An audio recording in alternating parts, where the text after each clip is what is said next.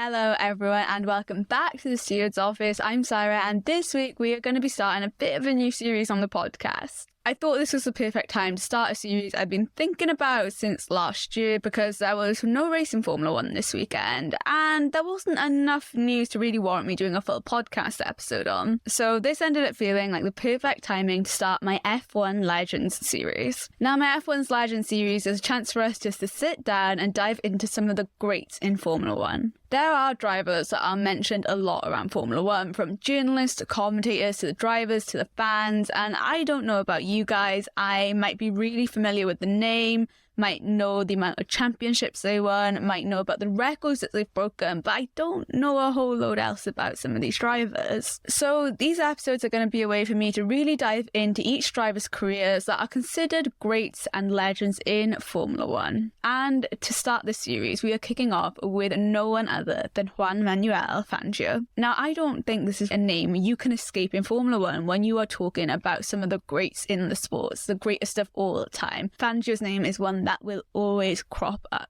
He was an Argentinian driver born in 1911 who absolutely dominated Formula 1 in the 1950s. In 7 full seasons when F1 was a world championship, he took home 5 titles and came runner-up in the other 2 seasons he competed in. He has an absolutely epic and insane career and I cannot wait to dive into this one with you. Now, like I mentioned, Juan Manuel Fangio was born back in 1911 in Balcarce, Argentina. He came from a family of Italian immigrants and at the age of 13 began working as a mechanic. Now, this was a time where automobiles were becoming way more readily available for the rest of the world. But in Argentina, he was still away from the epicenter of automobiles, which were the US and Europe. And aside from starting as a mechanic at a young age, Fangio was also a very good football player. He went through a very bad bout of pneumonia, but after recovering from it, he ended up going into compulsory military service at the age of 21. And whilst Fangio was completing his compulsory military service, he ended up being a driver for his commanding officer who had seen Fangio driving, was impressed by his skills and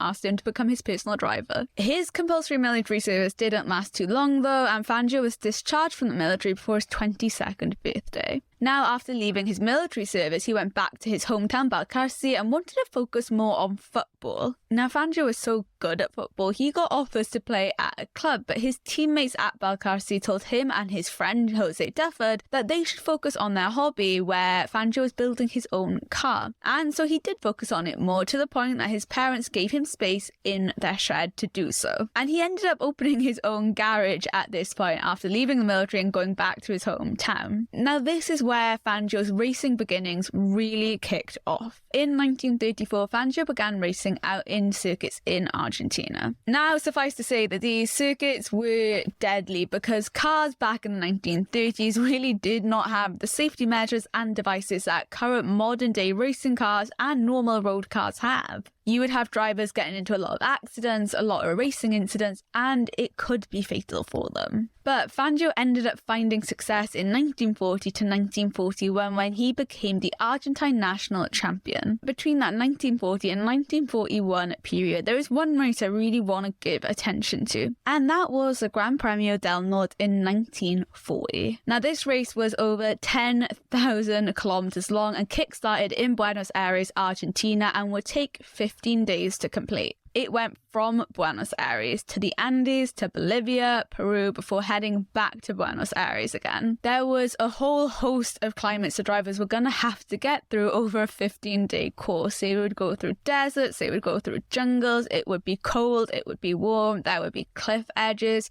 just a whole load of different situations that the drivers could find themselves in. Now, during this race in 1940, Fangio ended up damaging his drive shaft really early in the race after being hit by quite a large rock. Added to that, then overnight when they were in Bolivia, there was a local person in that village that ended up crashing into his racing car and that ended up breaking his axle. He ended up spending the night trying to fix that broken axle with his co-driver. So, you know what? Being a mechanic from the age of 13 probably came in handy for him here. Once that was fixed, he carried on and then ended up suffering a radiator puncture, which was repaired and then later on needed to be replaced. He also ended up racing 150 50 miles in the desert without any water. And that wasn't all, right, because he also had the headlights of his car fall off one night and they had to be tied back on just so that him and his co-driver could see where they were going. And despite all of that, that's a lot. I'm not sure how many of our modern day F1 drivers would be able to cope with that much going on and how much they would be able to race with a broken car like that,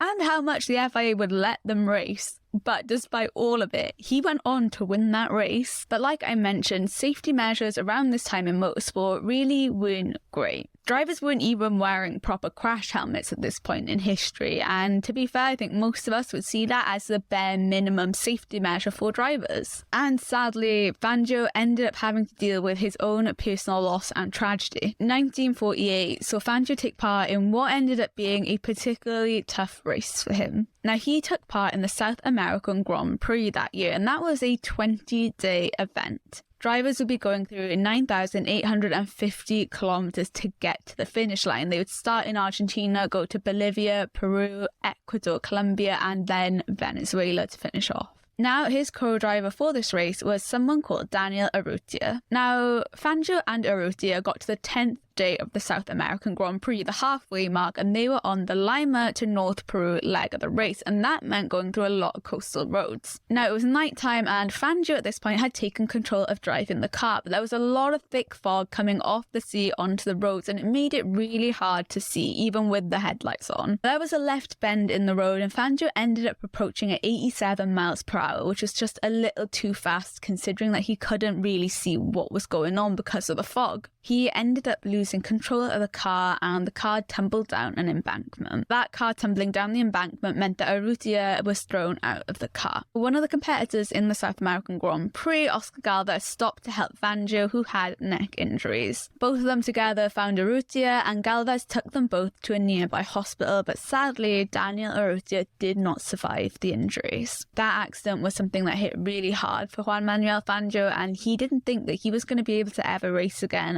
and ended up falling into depression. Now, Fangio did end up recovering both from his injuries and the depression he was feeling after losing his co-driver. The success that he had in Argentine racing had caused the Argentinian government to take interest in him. They gave Juan Manuel Fangio financial backing in the form of a Maserati. They wanted him to head out to Europe with the car and start racing, because Europe was the epicenter of racing. It was where F1 was really kicking off. Now, that brings us on to his Formula One career, and his first ever race was the 1948 French Grand Prix. Now, this race actually took place before the sad events of the South American Grand Prix and before the financial backing from the Argentinian government. He ended up starting in 11th place in the French Grand Prix and then retired before going back home to Argentina to take place in the South American Grand Prix. Now, in 1949, when he returned to Europe, he obviously had the Maserati that the Argentinian government had given him financial backing for. He took part in the San Remo Grand Prix with that Maserati and dominated in both heats. He then entered another 6 Grand Prix that year, and he won 4 of them. Now, I do have to point out here that this was before Formula One became a world championship. F1 only became a world championship in 1950, the following year. And Fangio was obviously there when F1 first became a world championship, and he ended up driving with the team Alfa Romeo. This was a car that was really competitive, and he ended up winning all 3 of the races that he managed to finish in. And those 3 races were in Monaco, Spa, and in France. Now, despite winning those 3 races though, Fangio did not win the first ever F1 World Championship. That was Farina, who took the 3 wins where Fangio wasn't able to finish the race, and also came in 4th place in a race where Fangio had managed to win. Aside from taking part in F1 World Championship races though, that year Fangio did also take part in some non-World Championship races. Now, he won 4 of the races that he competed in there, and also won some races for the Argentine Automobile Club. Going into 1951, Fangio's second season, as well as F1 as a World Championship's second season, Fangio opted to stay with Alfa Romeo. While there, he won 3 races with the team: the Swiss Grand Prix, the French Grand Prix, and the Spanish Grand Prix. He ended up taking second place in Silverstone, which was a good result, but was hampered by the fact that the Alfa Romeo car that year was very fuel inefficient, and he ended up having to make 2 very, very long pit stops so that the team could refuel the car. He also took second place in Germany after losing first and second gear during the race. And all of that led to him being able to take home his first ever F1 World Championship out in Spain, which was the final race of the season, 6 points ahead of Ascari. Moving into 1952, and F1 itself had gone through some changes. The championship was now running with Formula 2 car specifications. Now, the team that Fangio was with, the Alfa Romeo, didn't have a car for the new specs, so they had to withdraw from the championship that year. Fangio didn't end up having a car and was out of F1 until June because of that. However, he did go and compete in some non-F1 races again, and this time he partnered up with BMW. So he took part in some of those races with BMW, and then Maserati had agreed with him to race their car out in Monza, which was once again a non-championship race. Now, Fangio ended up missing his plane for the race, so he drove through the night to make it to Monza and only ended up arriving half an hour before the race was scheduled to start. Understandably, he was absolutely exhausted when he got there. He started the race from the back of the grid, and by the second lap, he had lost control of the car. He had ended up crashing, being thrown out of the car as the car flipped over. Because of that incident, Fangio ended up suffering from a broken neck and was taken to hospital, and he ended up spending the rest of the year recovering in Argentina. That incident, though, did not stop Fangio from his love of motorsport racing and did not stop him from wanting to carry on competing. And in 1953, he linked up with Maserati again for the F1 World Championship, back to full health. Now out in Monza, he said that the car had bad vibrations early in the race weekend, and he told his mechanics that if they could sort out the vibrations, they'd get 10% of his winnings. And surely enough, the mechanics sorted it out. He ended up qualifying in second place and then won the race. For the rest of the year, he ended up only taking 3 second place finishes, and that allowed him to finish second in the championship. And I don't think that's bad considering that he'd been recovering from a broken neck the year before. 1954 was an interesting time for Fangio and his teams because he drove with Maserati for part of the year until Mercedes joined F1 midway through the season and then linked up with the Silver Arrows. Now with Maserati, he ended up winning his home Grand Prix out in Argentina as well as the Belgian Grand Prix in Spa. Now with Mercedes, he won his first ever race with them and Mercedes' first ever race in Formula 1, which was the French Grand Prix. He also took a win out in Monza against Ascari and a very young Stirling Moss, both of who had passed him initially. Now, those two drivers ended up fighting for the race win between themselves, but Ascari didn't end up finishing the race because he had engine problems, and Stirling Moss's engine gave up towards the end of the race, and that allowed Fangio to take the race win. It was a really successful year for Juan Manuel Fangio, who won 8 out of the 12 races that he was entered in, and 6 out of 8 of those wins were championship races, and that led to him taking home his second World Championship. Now, on top of that, he also took part in the famous Mille Miglia that year. This was a 1,000-mile race in northern Italy, and he drove it with Alfa Romeo. Now, he was leading the race when he reached Rome and then suffered from a left steering arm failure. He did try and keep up with his competitor at the time, Giannino Marzotto, who was a very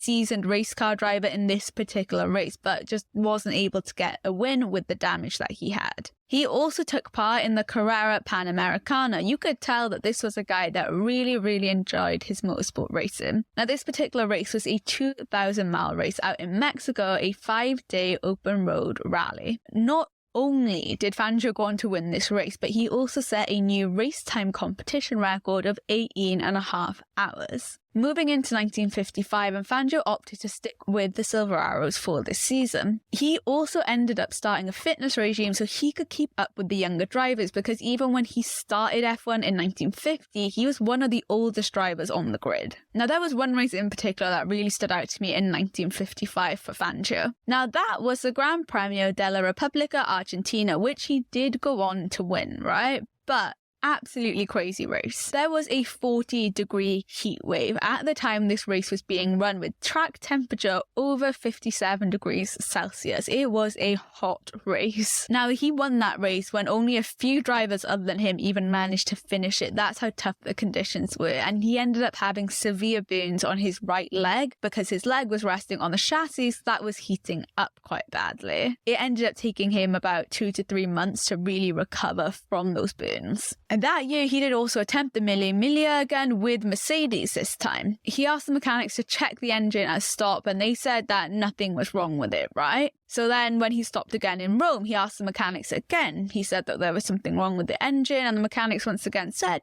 nope, everything's fine. Now, when he got to Florence, he ended up hearing some bangs, and the mechanics finally opened the bonnet, and what they saw there was that one of the fuel injection pipes had broken. He ended up driving to the end of the race with 7 instead of 8 cylinders, and still finished in second place behind Stirling Moss. 1955 was also the year that Fangio said he would never attempt Le Mans again after the incidents that happened there. There was a super deadly accident where we saw 83 spectators killed, and it all happened in front of Fangio. He saw the accident happen right in front of him. Now, there were a couple of races that were cancelled after Le Mans and everything that had happened there, with only Silverstone and Italy left, where he came in second and first place respectively. That year he took home his 3rd world title, and Mercedes also bowed out of Formula 1 after 2 very successful seasons. With Mercedes leaving F1 in 1956, Fangio ended up joining Ferrari, and even though he was coming with a good couple of world titles under his belt, he didn't have a warm relationship with Enzo Ferrari. That season, he ended up taking his teammate's car after getting mechanical problems out in Argentina, Monaco, and Italy. And in those races where he was sharing a car with his teammate, the points were split between both of the drivers. That year, he ended up winning out in Argentina, his home Grand Prix, Silverstone, and Germany. Now, the season ended out in Italy, and Peter Collins, who is his teammate, looked like he was going to be able to win the championship. With 15 laps to go in the Italian Grand Prix, he ended up handing his car over to Juan Manuel Fangio. Because they were sharing a car, they ended up sharing the World Championship points, but that allowed Fangio to take home his 4th world title. Moving into 1957, and he moved back to Maserati. Now, he ended up winning at Argentina, Monaco, and France at the start of the season, so it was a good season start to him in 57. Out in Silverstone, he retired from engine problems, and then it was the German Grand Prix up next. Now, he needed to be able to extend his World Championship lead by 6 points if he wanted to take home a World Championship with 2 races to go. He put himself in the best position possible for the race start when he took pole position in qualifying. When the race began, though, he dropped to 3rd place behind both of the Ferraris. Now, he got past both of them by the end of the 3rd lap. Lap 13, though, he had to pit, and he had a 30-second lead against his competitors, so he was in a pretty good place when he went to pit his car. But the pit stop was absolutely awful, and it knocked him down to 3rd place, 50 seconds behind both the Ferraris. But Juan Manuel Fangio was a man on a mission during this race, and he set fastest lap time after fastest lap time. And by the time he got to lap 20, he set a record-breaking lap time. At the penultimate lap of the race, Fangio got past both of the Ferraris, and he won with a 3-second lead. Now, his main rival for the World Championship ended up finishing in 4th place, and that meant that Fangio was able to take home his 5th and final World Championship in F1. This also marked his final win in Formula 1, and what an epic win it was to go from 50 seconds behind 2 Ferraris to winning with 3 seconds in hand. I think this race for me was a real testimony of his driving ability, and also the drive he had inside to win this race, even though he'd get 2 more chances to secure the title. It's one of those races when I was reading up that I would have loved to have watched it at the time myself. Now, like I mentioned, that was his final World Championship, and Germany was his final ever World Championship win. In 1958, though, he competed that year but retired after the French Grand Prix, which was a really nice full circle moment, I think, considering it was his first Formula 1 race, even though it wasn't a World Championship at the time. At the French Grand Prix, Fangio was a lap down, but the race leader Hawthorne braked before crossing the line so that Fangio would be able to complete the full 50-lap race distance. And it was a real sign to show the amount of respect that his competitors had for him. By the end of his career, he won 24 World Championship Grand Prix, and 2 of those were shared with other drivers, with, yes, 5 world championships under his belt. There was something that happened before his retirement in Formula 1 though, and it's something that I feel like has been touched upon a lot. It's one of those things that I feel always crops up when you Google Juan Manuel Fangio, and that was his kidnapping. Now, in 1957, the president of Cuba at the time had set up the Cuban Grand Prix in Havana, and this was a non-Formula 1 race, right? And we know that Juan Manuel Fangio enjoyed taking part in non-F1 races, non-World Championship races, and this was one of them. He ended up winning the 1957 Cuban Grand Prix. In 1958, he went to take part again, and he had set the fastest time during practice. On the 23rd of February 1958, 2 gunmen from Fidel Castro's 26th of July movement had entered the Hotel Lincoln and had kidnapped Juan Manuel Fangio. Now, the president of Cuba said that even though Fangio had been kidnapped, the race should still continue. Fangio apparently was taken to 3 different houses during his kidnapping, but they did let him listen to the race via radio. He even had his own room in the 3rd house, so they treated him pretty well. Now, the police didn't actually find Fangio. The kidnappers ended up releasing him after 29 hours. Apparently, all the kidnappers wanted to do was to try and get the race cancelled to embarrass the president and the government at the time, and that just didn't work because the Cuban president really just wanted this race to go ahead. Fangio was basically just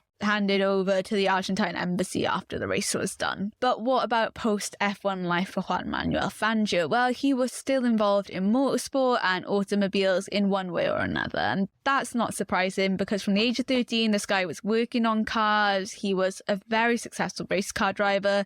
I don't think retirement was ever going to fully pull him away from race car driving or cars in general. So he ended up selling Mercedes-Benz cars and then became the honorary president for life of Mercedes-Benz Argentina in 1987. He was the flagman for the Argentine Grand Prix from 1972 to 1981. He also did some exhibition and demonstration laps in his old F1 cars. He was active in assembling his memorabilia, which ended up turning into a museum dedicated to his racing career. And in 1990, he was inducted into the International Motorsports Hall of Fame, which is absolutely no surprise given the success he had in his career. Juan Manuel Fangio ended up passing away in 1995 at the age of 84 from kidney failure and pneumonia. But his race car driving had such an impact in Formula 1, and even after his death, he is a name that I think will always crop up for race car drivers and will always crop up when we talk about the history in Formula 1 because he was there from the start. Not only was he a super successful driver, but he was a race car driver that was there when F1 as a world championship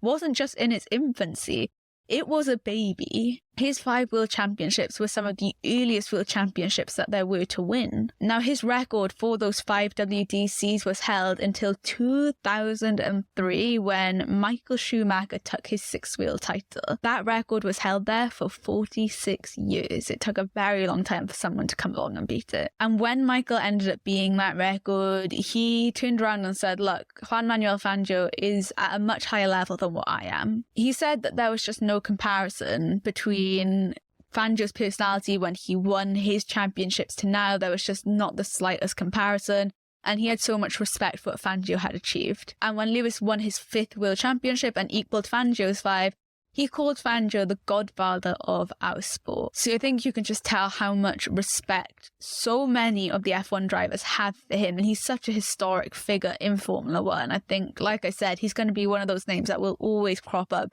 and forever, ever be intertwined in F1 history. And look, I'm a girl that loves her maths, loves her stats, and he is being referred to as the best F1 driver of all time through mathematical analysis. Argentina have regarded him as one of the greatest sportsmen that their nation has ever seen, which I think is a very fair shout given all the success that he had in motorsport. But I think when I was reading up on Fangio, when I was putting together all the information that I needed for this episode, what stood out for me is that he was a driver that even when the team might have failed him, when strategy wasn't great, when pit stops were awful, when mechanically the car was just falling apart, he would still do everything that he physically could to pull out a win and overcome the problems that the rest of the world were giving him and his car. To win 47% of the races that he had entered during his career when F1 and motorsport was so dangerous at the time makes all of his achievements all the more remarkable to me, especially considering